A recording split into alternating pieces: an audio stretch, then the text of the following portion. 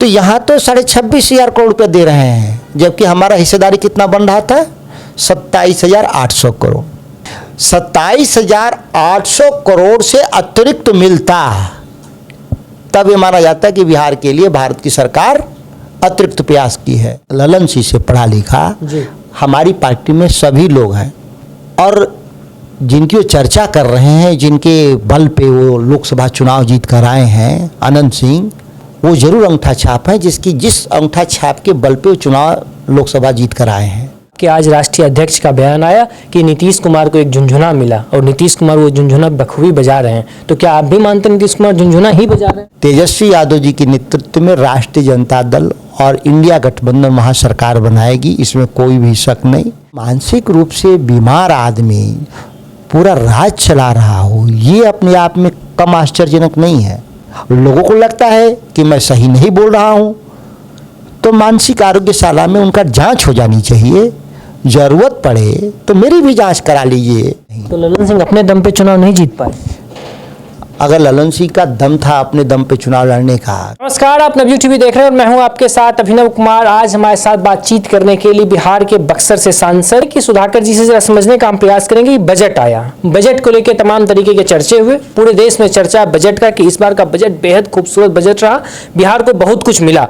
लेकिन विपक्ष के लोग कह रहे हैं एक तरफ कि बिहार को वही सब कुछ दे दिया गया, इधर बिहार के विपक्ष के लोग कह रहे हैं कि बिहार को कुछ मिला ही नहीं। अब समझ में नहीं आ रहा बिहार को नहीं मिला या देश को नहीं मिला या किसको क्या नहीं मिला। सबसे पहले सर बहुत बहुत शुक्रिया वक्त देने के लिए, और इस बजट को कैसे देख रहे हैं? बजट देश के संदर्भ में भी कोई अर्थ नहीं रखता, जहां महंगाई घटाने के कोई प्रयास नहीं किए गए हैं, जहां बेरोजगारी घटाने के कोई प्रयास नहीं किए गए, किसानों की आमदनी बढ़े इसके लिए कोई प्रयास नहीं किए गए। जो मुख्य हमारे जो एजेंडे थे इस देश के चुनाव के,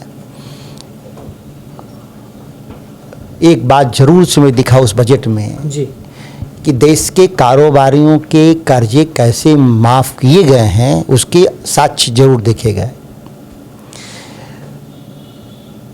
और उसके लिए क्या कानून बनाया गया उसकी वाहवाही की गई। दिवाला शोधन कानून की, जो हम लोग कह रहे थे कि देश के ये धन्ना सेठों के लिए सरकार चलाते हैं लोग, अगर बजट के भाषण में उसकी चर्चा नहीं भी करते तो ये बात पब्लिक डोमेन में नहीं जाता, क्योंकि बजट का जो पूरी किताब है वो एक कठिन प्रक्रिया है जिसको समझ नहीं सकते सब आम आदमी। लेकिन जब वित्त मंत्री के मुंह से बात निकली है तो स्वाभाविक है, समझ आ रहा है। जहाँ तक बिहार का सवाल है, बिहार के सवाल को विशेष उल्लेख बजट में करना से जाहिर हो रहा था कि अगले साल विधानसभा चुनाव की तैयारी के लिए या इस देश की जो वेंटिलेटर पे सरकार है उसके बचाव के लिए इस तरह का उल्लेख किया गया। लेकिन हमको इस बात का जानकारी होना चाहिए कि बिहार को मिला क्या। दो हम बातें रखते हैं जो मुख्य हमको पैसे की चर्चा जो किया जा रहा है मीडिया में जी कि हमारे लिए सड़क में 26,500 करोड़ रुपए मिले। जी बिल्कुल। तो ये अतिरिक्त कहाँ हुआ? जब देश का 2,78,000 करोड़ बजट है तो 2,78,000 करोड़ सड़क का बजट है, उसका 10% कितना हुआ? 27,800 करोड़। तो 27,800 करोड़ हुआ 10%, और बिहार की आबादी 10% है, तो 10वां हिस्सा तो मेरा बनता ही बनता है। तो यहाँ तो 26,500 करोड़ रुपये दे रहे हैं, जबकि हमारा हिस्सेदारी कितना बन रहा था? 27,800 करोड़। 27,800 करोड़ से अतिरिक्त मिलता, तब ये माना जाता है कि बिहार के लिए भारत की सरकार अतिरिक्त प्रयास की है जी। तो ये आंकड़ों के खेल से, आंकड़ों की बाजीगरी से बिहार नहीं विकास करेगा। उसमें भी हमारी पार्टी का कहना है, और हमारे आदरणीय नेता तेजस्वी यादव जी जब पथ निर्माण मंत्री थे तो उनके ही समय में प्रस्ताव भारत सरकार को गया था, और इस बजट से पहले ही सभी चीज़ें सैंक्शन है। देखा जाए तो ये पुरानी है, रीपैकेजिंग है, रीब्रांडिंग है, ना कि कोई नई योजना है। दूसरी जो बात की जा रही है 21,500 करोड़ का जो 2400 मेगावाट जो बिजली घर बनाने की बात की जा रही है पीरपैंती में, क्योंकि 2 ही बजट से पूरा ख़त्म हो जा रहा है बिहार का पैकेज। ये पीरपैंती बिजली घर के लिए भारत सरकार को माफ़ी मांगना चाहिए था बजट में कि आपने 10 साल 11 साल इस परियोजना को नहीं बनने दिया। यह योजना मनमोहन सिंह के राज में 2014 में चौसा, पीरपैंती और कजरा 3 बिजली घर बनाने के लिए सैंक्शन हुआ था। हमारी सरकार चली गई तो चौसा का बिजली घर का निर्माणाधीन है अभी भी, और पीरपैंती के लिए इस साल कह रहे हैं आप पैसा देंगे। अब भी मैं कहता हूँ कि ये आईवास है, आँख में धूल झोंका जा रहा है बजट में। हाँ निश्चित, इसलिए मैं कह रहा हूँ कि क्या इस साल देश में केवल 2400 मेगावाट बिजली घर का ही प्रस्ताव पास हुआ? इतने बड़े देश में जो आंकड़े कह रहे हैं उसमें भी हमारे साथ नाइंसाफी हुआ। लेकिन सर आप लोग की तरफ से बिहार से कहा गया, आपके पार्टी की तरफ से कहा गया कि झुंझुना मिला बिहार को। ललन सिंह इस पे चिढ़ गए। ललन सिंह कहते हैं झुंझुना क्या मिला, जो लोग साइन नहीं कर पाते थे वो कटाक्ष किसके तरफ था, आप भी समझ रहे हैं। उसको लेके ललन सिंह से ज़्यादा पढ़ा लिखा हमारी पार्टी में सभी लोग हैं। ललन सिंह से पढ़ा लिखा जी हमारी पार्टी में सभी लोग हैं, और जिनकी वो चर्चा कर रहे हैं, जिनके बल पे वो लोकसभा चुनाव जीत कर आए हैं, अनंत सिंह, वो जरूर अंगूठा छाप है, जिस अंगूठा छाप के बल पे वो चुनाव लोकसभा जीत कर आए हैं। तो उनको तो हमेशा ही अंगूठा छाप लोगों से मदद मिलती रही है, तो इसलिए उनको अंगूठा छाप दिखता होगा कहीं कहीं। तो ललन सिंह अपने दम पे चुनाव नहीं जीत पाए। अगर ललन सिंह का दम था अपने दम पे चुनाव लड़ने का, तो अनंत सिंह तो राष्ट्रीय जनता दल के मेंबर ऑफ MLA थे, तो अपनी पार्टी में क्यों लाया लोगों ने? उनको पेरोल से क्यों छोड़ा लोग चुनाव के दौरान? एक तो वो गए थे जमीन बंटवारा के लिए, वो आए थे, उसको चुनाव से क्या मतलब था उसको? अनंत सिंह के पास जमीन बंटवारा किससे करेंगे? वो तो यही बोले ना सर कि किसके साथ? अपने भाइयों भतीजों के साथ हम भाइयों और भतीजों जब संयुक्त रूप से हैं तो किस बात का बंटवारा? ये केवल मैं कहा ना कि पूरी राजनीति को जिस तरीके से गंदला करने का प्रयास किया जा रहा है जब सत्तारूढ़ दल जनता दल और भाजपा के लोगों के द्वारा, दुर्भाग्य है। बिहार के लिए विशेष राज्य का दर्जा का सवाल था, उस पर मौन साध लिए। विशेष पैकेज का सवाल था, उस पर मौन साध लिए। ऑनगोइंग प्रोजेक्ट्स को हाईलाइट किया जा रहा है, इससे बिहार का भला होगा कभी? इस देश में राजनीतिक संघवाद के साथ आर्थिक वित्तीय संघवाद की बात कही गई थी। वित्तीय संघवाद का निहितार्थ है कि राष्ट्रीय स्तर पे हमारे जो इंफ्रास्ट्रक्चर है, जो ढांचागत सुविधाएं हैं, उसमें समरूपता होनी चाहिए, अन्य राज्यों के करीब होना चाहिए। बिहार की गरीबी और बिहार का पिछड़ापन ऐतिहासिक रूप से केंद्र सरकार की नीतियों के जरिए पैदा हुआ था। बिहार इतिहास में हमेशा गरीब नहीं रहा। वो कौन नीति थी? भाड़ा सामान्यीकरण की नीति, फ्रेट इक्वलाइजेशन पॉलिसी।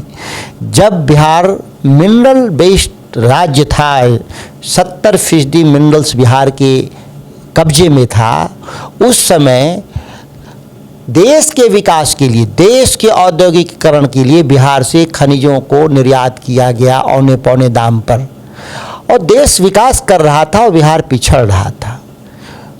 देश के विकास की हिस्सेदारी के तौर पे बिहार को वापस जो मिलना चाहिए था वो नहीं मिला। मैं एक बात बहुत स्पष्ट रूप से कह रहा हूँ जी, आपको इस 75 सालों में इस बात को नहीं उठाया गया कि सार्वजनिक वित्त के जरिए, जो भारत सरकार के बाद जो पब्लिक फाइनेंस है उसके जरिए किस तरह से डेवलप स्टेट खड़ा किए गए देश के संसाधनों के बदौलत। मैं दावे के साथ कह रहा हूँ, गुजरात महाराष्ट्र जैसे राज्य देश के संसाधनों से, अपने राज्य के संसाधनों से अमीर नहीं बने, देश के संसाधनों से। यह न्याय ऐतिहासिक है, इसको पलटने की ज़रूरत है। अब समय आ गया है कि जो डेवलप स्टेट हैं उनको छोड़कर केंद्रीय जो उनकी योजनाएं हैं वो गरीब राज्यों के तरफ हमको हस्तांतरित करने की बात होनी चाहिए, लेकिन इसके लिए कि कानून बनाना पड़ेगा। बिना कानून बनाए कभी भी संसाधनों का हस्तांतरण संभव नहीं होता। सर एक चीज़ हमको जरा समझाइए, नीतीश कुमार मुझे नहीं लगता है कि अब वो बिहार विशेष राज्य के दर्जे की मांग करेंगे। खासतौर पर अभी जो स्थिति में वो चल रहे हैं, मुझे नहीं लगता ऐसा अब कुछ करेंगे वो, क्योंकि तेजस्वी यादव आज बयान देते हैं कि अगर नीतीश कुमार वहाँ थे तो नीतीश कुमार के लिए बढ़िया मौका था विशेष राज्य के दर्जे के लिए। तो अब आप लोग की क्या मांग जारी रहेगी? अभी भी उसी मांग पे आप लोग अड़े हैं या? ये विशेष राज्य के दर्जे की मांग किसकी थी? मीडिया के बंधु लोग जानिए, यह मांग ही राष्ट्रीय जनता दल की मांग। 2002 में झारखंड के हिस्से में पूरे राज्य की 70% संपदा चली गई और आबादी 30% गई झारखंड के पास, और बिहार के पास आबादी 70% और संपदा 30% आया। एक ऐतिहासिक अन्याय था बिहार के साथ।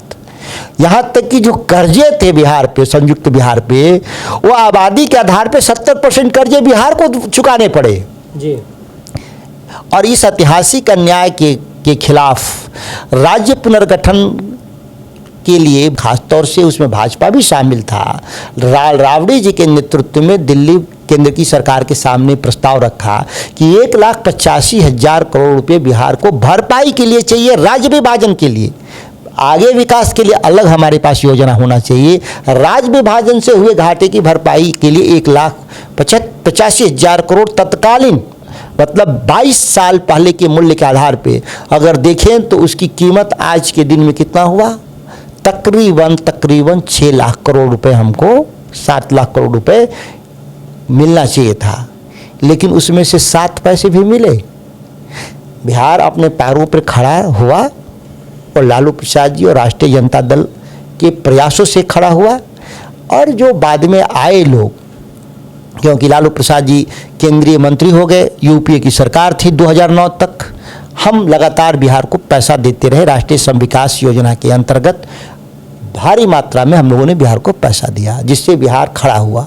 अच्छा, इसमें लगता है वो लोग आज मीडिया में कह रहे थे, कल भी जब से बजट आया तब से कह रहे हैं कि ये तो सवाल ही उठना लाजमी नहीं था इसमें, क्योंकि यूपीए के ही समय में ये खत्म कर दिया, किसी भी राज्य को ये प्रावधान ही अब नहीं बचा। आप लोग खामखा चिल्लाते हैं, इतना पैसा मिले बहुत विकास हो जाएगा। कौन कहा ऐसी बातें?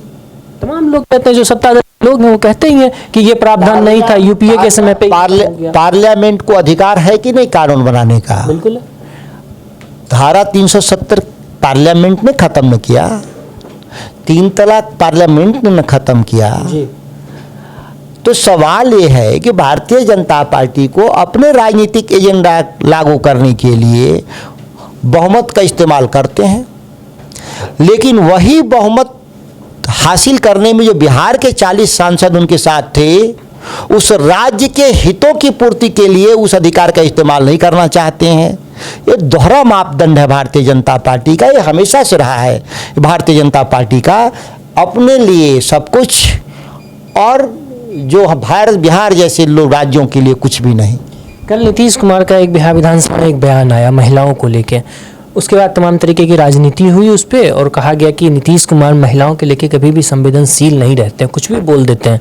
उसको आप कैसे देखते हैं? नीतीश कुमार क्या महिलाओं के प्रति उनकी वो संवेदना नहीं होती है? देखिए, सबसे ज़रूरी चीज़ है कि माननीय मुख्यमंत्री बिहार मानसिक रूप से राज्य चलाने में सक्षम है या अक्षम है, इसकी मेडिकल जांच होनी चाहिए। बहुत बड़ी बात कह रहे हैं। में लिखा हुआ है कि कोई भी मानसिक रूप से विकलांग व्यक्ति मतदान करने का अधिकारी नहीं होता, संपत्ति का अधिकारी नहीं होता। और जो मानसिक रूप से बीमार आदमी पूरा राज्य चला रहा हो, ये अपने आप में कम आश्चर्यजनक नहीं है। लोगों को लगता है कि मैं सही नहीं बोल रहा हूँ, तो मानसिक आरोग्यशाला में उनका जांच हो जानी चाहिए। ज़रूरत पड़े तो मेरी भी जांच करा लीजिए। लगे कि अगर मैं गलत आरोप लगा रहा हूँ तो मेरी भी जांच करा लीजिए, उनकी भी जांच करा लीजिए। कम से कम बिहार को चलाने के लिए मानसिक रूप से सक्षम आदमी तो चाहिए। ऐसे कैसे चलेगा बिहार? बाकी चीज़ें तो क्या क्या करते हैं रोज, उनके बारे में कितनी चर्चा की जाए। चुनाव आने वाला है, चुनाव सर पे है और एनडीए के तमाम लोग कह रहे हैं कि इस बार फिर से हम लोग सत्ता में आएंगे, और एक तरफ आप लोग कह रहे हैं कि इस बार हमारी जो रोजगार वाली जो आप लोग की है एजेंडा, वो मेरा वही रहेगा, हम युवाओं के रोजगार, युवाओं के भविष्य पे बात करेंगे। लेकिन वो लोग कह रहे हैं कि वो चुनाव आज हो, चुनाव 3 महीने बाद हो, चुनाव 1 साल बाद हो, तेजस्वी यादव जी के नेतृत्व में राष्ट्रीय जनता दल और इंडिया गठबंधन वहाँ सरकार बनाएगी, इसमें कोई भी शक नहीं। हमारे लगातार मत प्रतिशत बढ़ते जा रहे हैं। आप पिछले 3 इलेक्शन को देखें तो हमारे लगातार हम पिछली बार 19 में हम 31% वोट पाए थे, हम 2020 में असेंबली में हम 37% वोट पाए थे और 2024 लोकसभा में हम 41% वोट पाए थे। हम लगातार तरक्की के रास्ते पे, हमारी संख्या बल बढ़ता जा रहा है लगातार, और बिहार के लोगों को पूर्ण विश्वास है कि जो सरकार बिहार में बदलनी चाहिए और बदली हुई सरकार के मुखिया तेजस्वी यादव होने चाहिए। आखिरी में जाते जाते सर कि आपके आज राष्ट्रीय अध्यक्ष का बयान आया कि नीतीश कुमार को एक झुंझुना मिला और नीतीश कुमार वो झुंझुना बखूबी बजा रहे हैं, तो क्या आप भी मानते हैं नीतीश कुमार झुंझुना ही बजा रहे हैं? राष्ट्रीय अध्यक्ष हमारे जो लालू प्रसाद जी भारतीय राजनीति के महानायकों में से एक, उनके बयान समयानुकूल है, समीचीन भी है और उससे बेहतर बयान नहीं हो सकता कुछ। सरकार चलेगी, क्योंकि वो तो कह रहे हैं सरकार ही नहीं चलेगी, सरकार कभी भी किसी वक्त गिर जाएगी, बैसाखी की सरकार है। ये कोई बताने वाली बात है? ये तो वेंटिलेटर की सरकार है, 2 वेंटिलेटर लगा है, जेडीयू और टीडीपी उनके जरिए सरकार चल रही है कृत्रिम ऑक्सीजन पर। कब तक सरकार चलेगी? अध्यक्ष जी कह रहे हैं तो सही कह रहे हैं। बहुत बहुत धन्यवाद वक्त देने के लिए। तो ये हमारे साथ सुधाकर सिंह जी थे, जिन्होंने साफ तौर पर बखूबी हर मुद्दे पे अपने बात रखी। अब आप लोग इस पूरे बातचीत पर आपकी क्या राय है, और बजट को लेकर जो बिहार की जो चर्चा हो रही है उस पर भी आपकी क्या राय है, कमेंट में जरूर लिखिएगा। तो फिलहाल के लिए इतना ही, बाकी की तमाम खबर देखते हैं यूट्यूब। नमस्कार।